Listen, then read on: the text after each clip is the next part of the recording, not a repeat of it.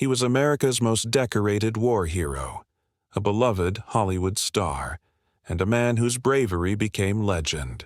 But behind the medals and movie screens, behind the smile and spotlight, there was a haunting mystery, one that lingered for decades.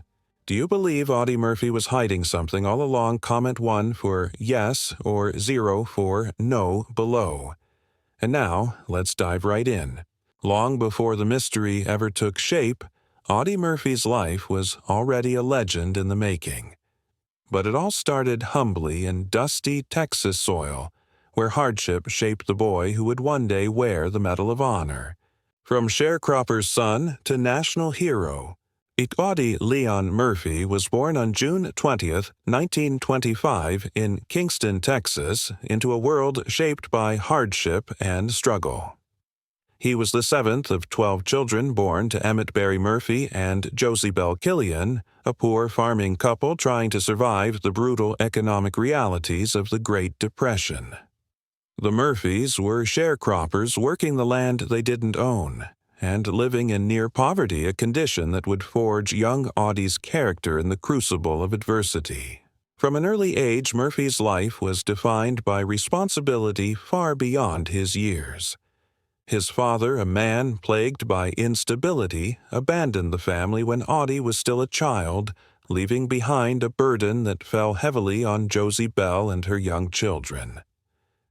Tragically, Murphy's mother, the anchor of the household, died in 1941, when Audie was just 16 years old. Orphaned and left to care for his younger siblings, he dropped out of school after only 5th grade, and began taking on odd jobs from farm labor to delivering groceries to put food on the table. Despite the weight of these early trials, or perhaps because of them, Murphy developed a deep inner strength, a combination of grit, loyalty, and resilience that would serve him on the battlefields of Europe. When World War II broke out, Murphy, still a teenager, was determined to serve his country. In 1942, at the age of 17, he tried to enlist in the U.S. Marine Corps and the Navy, but was rejected by both due to his slight build. He stood only 5 feet 5 inches tall and weighed just over 110 pounds. Undeterred, Murphy eventually enlisted in the United States Army after falsifying his age on his application. He was initially assigned to basic training at Camp Walters, Texas, and then to advanced infantry training at Fort Meade, Maryland. Though he seemed physically unremarkable, his tenacity and sharp instincts quickly caught the attention of his superiors. What followed was a military career that defied all expectations.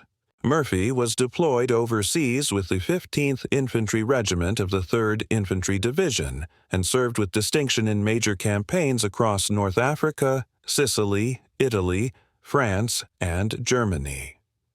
His reputation for cool-headed leadership, under fire, and near superhuman bravery grew rapidly. Despite being wounded multiple times and battling illness, he consistently returned to the front lines, refusing evacuation, so he could continue fighting alongside his men. The most legendary moment of Murphy's service came on January 26, 1945, near the village of Holtzwihr in northeastern France during the Allied advance into German-held territory. With his unit under intense attack by a much larger German force and suffering heavy casualties, Murphy ordered his men to retreat while he remained behind to cover them. Alone, wounded, and outnumbered, he climbed aboard a burning M10 tank destroyer, turned its .50 caliber machine gun on the enemy, and held his ground for more than an hour, calling in artillery fire via radio, even as German troops advanced within yards of his position. For this extraordinary act of valor, Murphy was awarded the Medal of Honor, the United States' highest and most prestigious military decoration, at just 19 years old. By the end of World War II, Murphy had become the most decorated American combat soldier of the conflict. His honors included not just the Medal of Honor, but also the Distinguished Service Cross, 2 Silver Stars, the Bronze Star, 3 Purple Hearts and numerous foreign decorations including the French Legion of Honor and the Belgian Croix de Guerre. In total, he received 33 awards and medals for his heroism and service. Despite his fame, Murphy's return to civilian life was not easy. The transition from battlefield hero to peacetime citizen was marked by deep emotional turmoil. Like many veterans of his generation, he suffered from what was then referred to as battle fatigue, now recognized as post-traumatic stress disorder, PTSD. Plagued by nightmares, insomnia, and emotional outbursts, Murphy often slept with a loaded pistol under his pillow and struggled with depression and anxiety in silence. Though he rarely spoke publicly about his condition at the time, Murphy later broke his silence in an effort to raise awareness about the mental health needs of veterans. In doing so, he became one of the first public figures to openly discuss PTSD, advocating for compassion, understanding, and support for those returning from war with invisible wounds. In an unexpected turn, Murphy also embarked on a successful Hollywood career. After surviving the horrors of war, most men would retreat, but not Audie. He stepped into another battlefield, Hollywood, and once again he became a star, this time on the silver screen. Hollywood and Beyond, Audie Murphy's second act. Though he had no formal training or theatrical background, Murphy's boyish charm, quiet intensity, and national fame made him a compelling figure for the silver screen. He began appearing in films in the late 1940s, gradually building his reputation as a reliable actor, particularly in westerns and war dramas genres that mirrored the rugged authenticity of his own life. Over the course of his acting career, Murphy starred in more than 40 motion pictures, a remarkable feat for someone whose entrance into the industry was born more of necessity than ambition.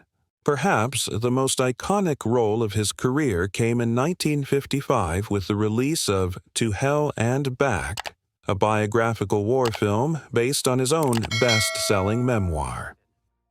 In an unusual and emotionally resonant decision, Murphy played himself reenacting the harrowing experiences he had endured on the battlefields of Europe.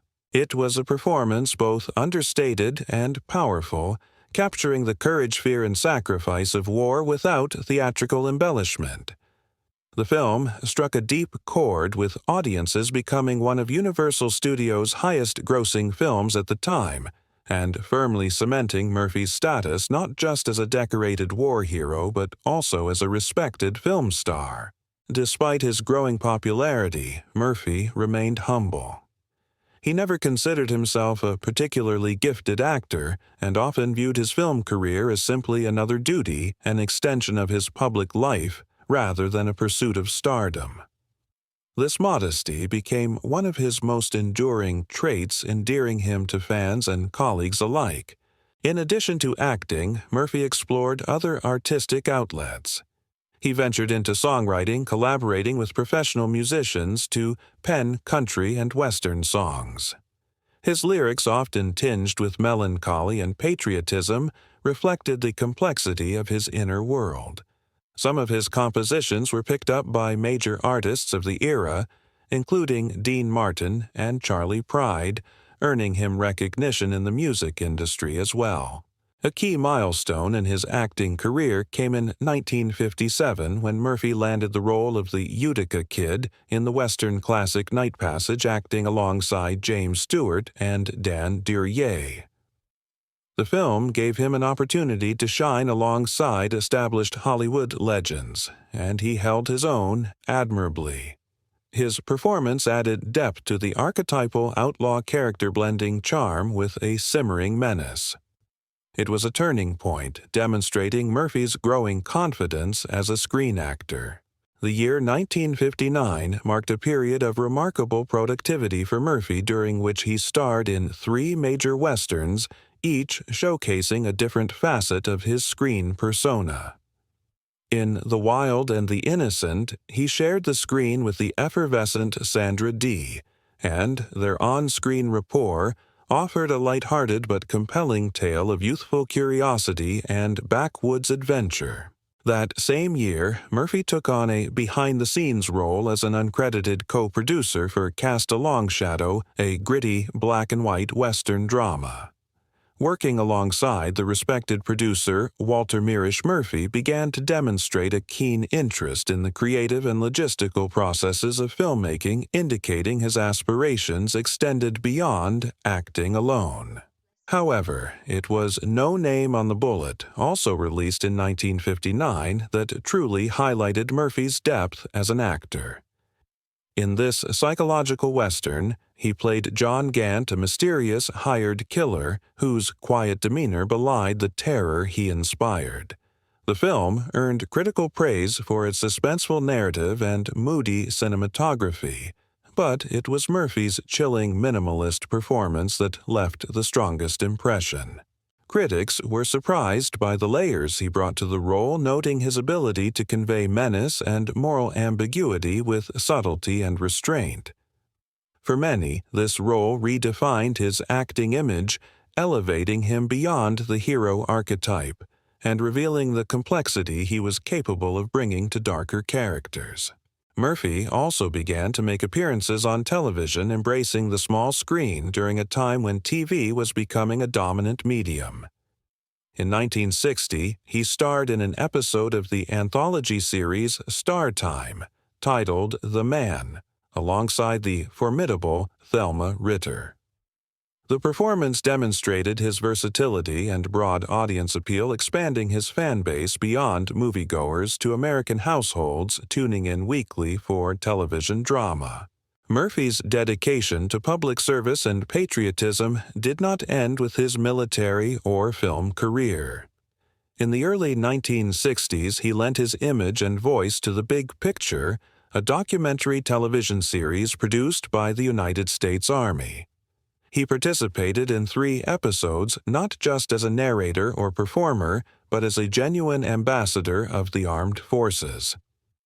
In recognition of his contribution, the Army awarded him the Outstanding Civilian Service Medal in 1960, a prestigious honor granted to civilians whose work significantly supports military efforts. One of the most significant episodes of The Big Picture was titled Broken Bridge.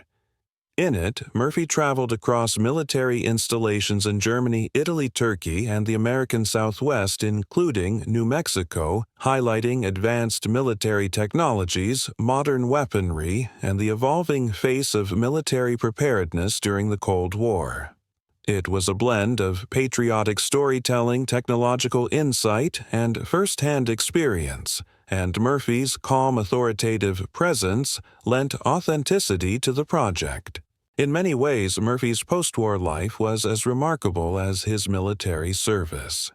He navigated the treacherous terrain of celebrity while battling the psychological aftershocks of war, carving out a legacy that extended far beyond medals and movie credits. Through film, television, music, and public service, Audie Murphy remained at his core, a man driven by duty, humility, and a profound sense of responsibility to his fellow soldiers and to the country he so dearly loved. Yet Murphy was more than just a stoic war hero or on-screen cowboy. Behind the scenes, he was deeply creative, pursuing music, writing, and partnerships that allowed him to explore his complex inner world. Creative collaborations. As Audie Murphy's acting career progressed into the 1960s, his work became increasingly shaped by a series of key creative partnerships that not only broadened his range as a performer, but also solidified his status as a central figure in Western cinema.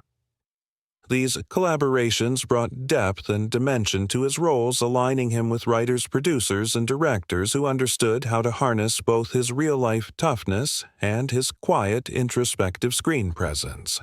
One of the most fruitful of these partnerships was with screenwriter Claire Huffaker, a gifted storyteller known for his vivid and emotionally complex Western scripts. In 1961, Huffaker wrote the screenplays for 2 major Murphy films, 7 Ways from Sundown and Posse from Hell. Both films explored themes of morality, justice, and redemption terrain, well suited to Murphy's persona, which combined rugged physicality with an understated sense of vulnerability. In 7 Ways from Sundown, Murphy played a Texas Ranger tracking down a charismatic outlaw, and the film was praised for its psychological nuance and moral ambiguity, far beyond the typical good guy versus bad guy formula. Posse from Hell, equally layered, told the story of a posse hunting escaped convicts, but also focused on the internal struggles of Murphy's character, a deputy, grappling with loss and responsibility. Huffaker's writing gave Murphy space to evolve as a dramatic actor, pushing the boundaries of what Western heroes could represent on screen. Another significant influence on Murphy's creative trajectory came through his friendship and ongoing collaboration with Willard W. Willingham and his wife, Mary Willingham. The Willinghams, both skilled screenwriters and producers, met Murphy early in his Hollywood career and quickly became not only trusted colleagues but close friends. Their partnership would span much of the 1960s and produce a number of projects that blended action-driven narratives with character-focused storytelling. In 1961, Willard Willingham served as producer of the television series Whispering Smith, in which Murphy played a stoic Denver police detective in the post-Civil War West. Though short-lived, the show highlighted Murphy's aptitude for serialized storytelling and marked a notable departure from his film work, offering viewers a weekly dose of frontier justice tinged with noir sensibilities. That same year, the Willinghams worked with Murphy on Battle at Bloody Beach, with Willard co-writing the screenplay. Unlike the traditional westerns for which Murphy was best known, this film was set in the Pacific Theater of World War II, providing a rare opportunity for Murphy to portray a character closer to his real-life military experience. The film offered gritty realism and intense action, allowing Murphy to draw directly from his own memories of combat and loss. Their collaboration continued to flourish with Bullet for a Bad Man, 1964, and Arizona Raiders, 1965, both of which reinforced Murphy's image as a rugged yet principled gunslinger, navigating a world of shifting loyalties and personal codes of honor. These films were notable not only for their strong action sequences but also for the moral complexity of the characters, a hallmark of the Willinghams' writing style. In 1966, Murphy took a bold step outside the familiar terrain of the American West by traveling to Israel to film Trunk to Cairo, an international espionage thriller set against the backdrop of the Cold War. Though a departure from his usual genre, the film demonstrated Murphy's willingness to expand his acting repertoire, embracing roles that reflected broader geopolitical concerns and shifting cinematic tastes of the 1960s.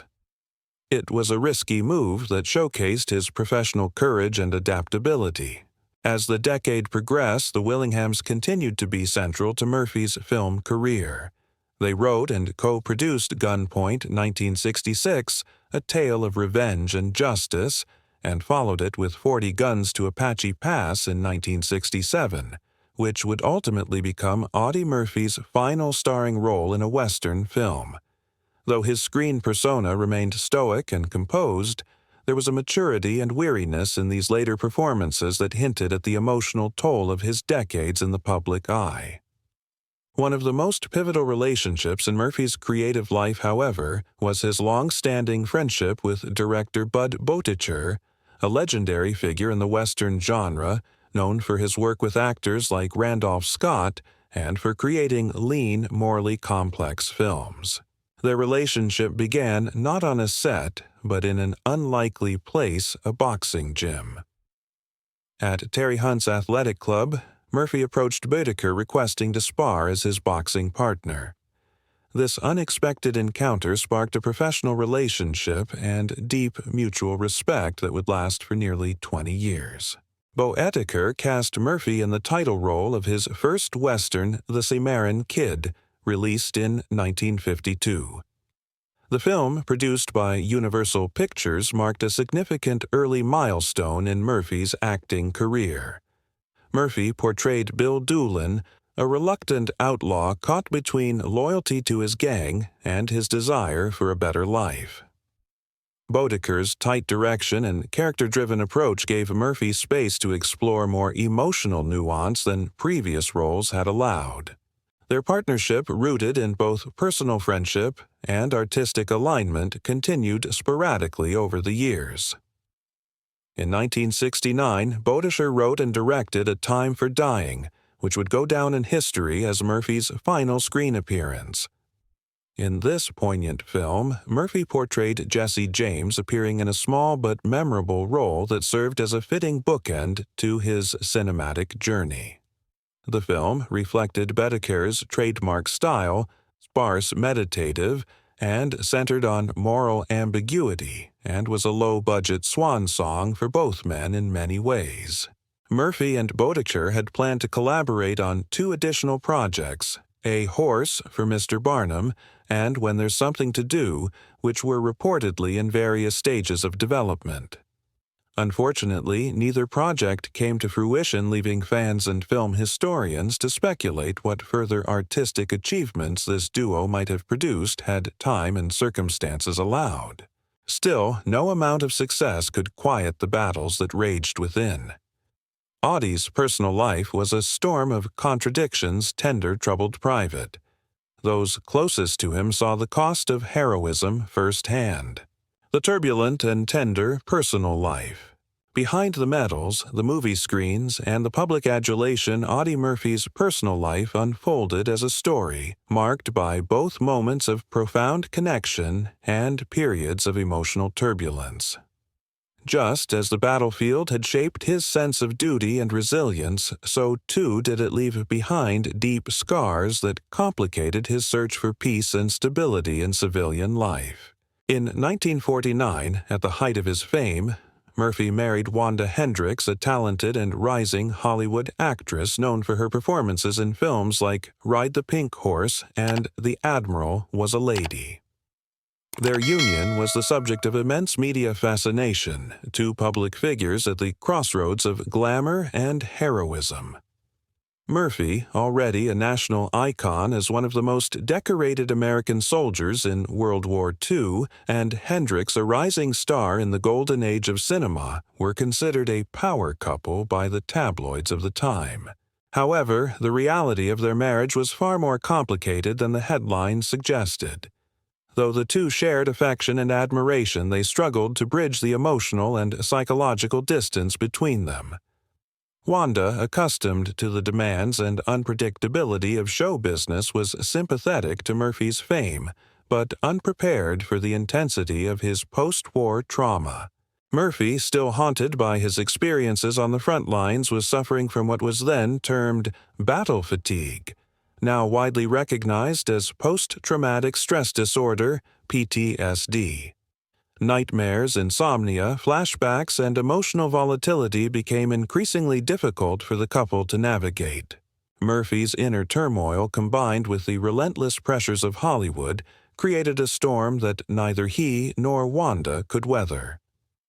By 1951, just 2 years after their wedding, their marriage ended in divorce, a short-lived union that, while brief, left a lasting impression on both their lives. The dissolution of their marriage was not just a personal failure for Murphy, but a painful reminder that heroism in war did not guarantee peace in civilian life. Yet, almost as if seeking refuge from the chaos, Murphy remarried just 4 days after the finalization of his divorce. On April 23, 1951, he wed Pamela Opal Lee Archer, a former airline stewardess. Unlike his first marriage, which had been lived largely in the public eye, this new relationship was quieter, more grounded, and offered Murphy the domestic stability he had long yearned for. Pamela, with her calm disposition and gentle strength, represented something that had eluded him since his childhood, a sense of home. Pamela and Audie quickly settled into married life, and their bond deepened over the years. Their union was built not on spectacle, but on mutual support and shared values. In the decades that followed, Pamela became more than a wife. She was a confidant, an emotional anchor, and someone who stood steadfastly beside Murphy through his ongoing battles with chronic physical pain survivors' guilt and depression. Friends and family often spoke of the quiet fortitude Pamela brought to their home, helping to shield their family from the public glare, while creating a sanctuary where Murphy could feel understood and safe. Together, they had 2 sons who would carry forward both the legacy and weight of their father's remarkable life. Their first child, Terry Michael Murphy, was born in 1952, a year after their marriage. Terry would later carve out his own path in the world of entertainment, a subtle echo of his father's foray into Hollywood, though with less publicity and more behind-the-scenes work. A few years later, they welcomed their second son, James Shannon Murphy, into the family. Raised with the dual awareness of their father's heroism and his personal pain, both boys experienced a childhood filled with admiration, but also the quiet tensions that accompanied a household still shadowed by war. Despite Murphy's enduring fame and the persistent demands of a public life, his family life with Pamela provided a counterweight to the fame and emotional instability. Their marriage lasted until Murphy's untimely death in 1971, a testament to the deep bond they had forged and the quiet commitment Pamela made to support him unconditionally. Pamela remained a resolute figure after Murphy's death, dedicating herself to preserving his legacy and advocating for veterans' causes.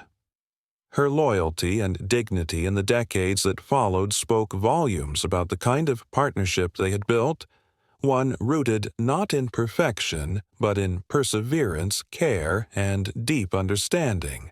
In the grand arc of Audie Murphy's life, a journey filled with extraordinary heroism, cinematic stardom, and emotional reckoning, it was his family, especially Pamela, that gave him his greatest chance at normalcy and healing. In a world that so often defined him by medals and movie roles, it was at home with his wife and children that he sought and occasionally found the peace that had eluded him since the war. And then there was the mystery. A silence. A series of unanswered questions that lingered long after his death. What really happened in those final years? The Audie Murphy mystery. Audie Murphy was a prominent Hollywood actor and one of the most honored World War II heroes in the United States. For decades, the circumstances surrounding his death have been clouded in mystery speculation and questions that have not been answered. People are familiar with the account of Murphy's life, which describes how he went from being a poor farm child in Texas to being a military hero whose bravery became legendary. Nevertheless, the actual events that transpired on the day that he passed away have for a very long time remained a puzzling riddle that has kept his followers, his family, and historians alike yearning for clarification. Recent developments in the investigation have led to the discovery of fresh evidence and breakthroughs which have ultimately provided a conclusive answer. But unfortunately, the reality is far more sinister and unsettling than everyone had thought it would be. Over the course of several years, the official account of Audie Murphy's passing was never complicated. The horrific plane crash that took Murphy's life occurred on May 28, 1971 in Brush Mountain, which is located close to Catawba, Virginia. Under adverse weather conditions, the small twin-engine Aero Commander that he was traveling in, which was a private plane, crashed when it was flying low over hilly terrain. According to official sources, the incident was caused by pilot error and poor visibility. It was a tragic event that resulted in the death of a national hero who was just 45 years old. Murphy's troubled personal life, his battles with post-traumatic stress disorder (PTSD) as a result of the war, and speculations about mysterious forces who may have wanted him to be quiet, all contributed to the rapid emergence of rumors and suspicions during this time. there was a proliferation of conspiracy ideas over the years. As a result of Murphy's purported knowledge of secret material during his time in Hollywood and his relationships with government officials, some people have asserted that the disaster was organized by intelligence services. There were also many who speculated that it was a kind of retaliation from adversaries who were connected to Murphy's private business affairs, or that he had become the target of organized crime.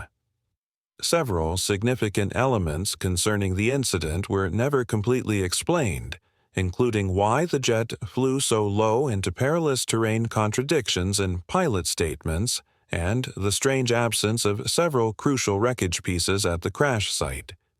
These ideas gained popularity as a result of these factors. For a number of decades, these remaining uncertainties were never resolved. The tale of an unfortunate accident was vehemently contested by members of the family who vehemently denied any possibility of foul play occurring. The lack of tangible evidence, on the other hand, made it seem as though the truth was tantalizingly unavailable. Many people are left wondering whether the life of the war hero ended not just in tragedy, but in something far more sinister, as a result of the mystery that put a shadow over Murphy's legacy. Now, after decades of rumors and speculation, the truth has come to light, and it's far from comforting. What was once whispered is finally confirmed, and it reshapes how we remember a national icon. Mystery finally solved. A comprehensive re-examination of the crash was recently carried out by a group of independent investigators. This was made possible by recent developments in forensic technology, as well as access to declassified government papers. The researchers unearthed frightening new discoveries that indicate purposeful sabotage rather than accident by studying debris fragments' flight data and weather reports using current methods that were not accessible at the time. The investigators found evidence that the control systems of the aircraft had been tampered with, for example, wires that had been severed or rerouted in a manner that was compatible with sabotage. It has also come to light that fresh interviews with witnesses who had been silent in the past and retired authorities have been conducted, which suggests that Murphy was being monitored in the months leading up to the accident. Murphy had stumbled onto critical knowledge involving clandestine government operations, which made him a liability to some powerful individuals, according to the revelations of a whistleblower who opted to come forward after decades of being silent. The evidence of this whistleblower revealed a disturbing image of a cover-up that was aimed to make Murphy's death appear to be a terrible accident, while simultaneously silencing him permanently. The repercussions of these findings are extremely frightening and disconcerting. Although Audie Murphy was lauded for his bravery on the battlefield, it appears that he was betrayed during times of peace by forces who were out to eradicate him from history.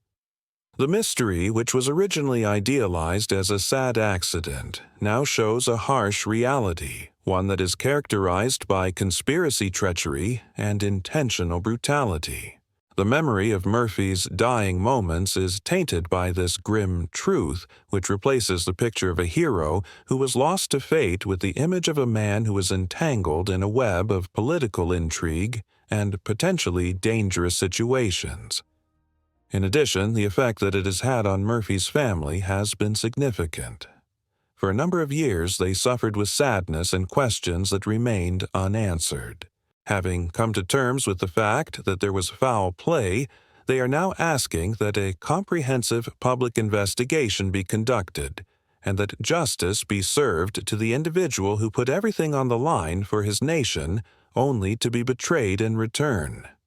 Historians and military specialists alike are examining Murphy's legacy, and they are struggling to determine how this new understanding fits into the larger context of America during the Cold War, Hollywood's links to government organizations, and the sometimes concealed dangers that famous personalities face when they cross certain borders. The conclusion to the enigma surrounding Audie Murphy, rather than bringing about a sense of resolution and tranquility, exposes a Pandora's box of unsettling concerns of trust, authority, and treachery. What was formerly considered to be a tragic but uncomplicated accident is now shown as a sobering warning that even heroes can sometimes become victims of evil that extends far beyond the battlefield. There is a possibility that the whole account of Audie Murphy's passing will never be discovered. Nevertheless, the disquieting reality that has at long last been brought to light throws a lengthy shade over his great reputation, and it is one that is most certainly not favorable. Were you shocked by what really happened to Audie Murphy? Let us know in the comments below. If this story moved you, give it a like and don't forget to subscribe for more hidden stories behind history's greatest names.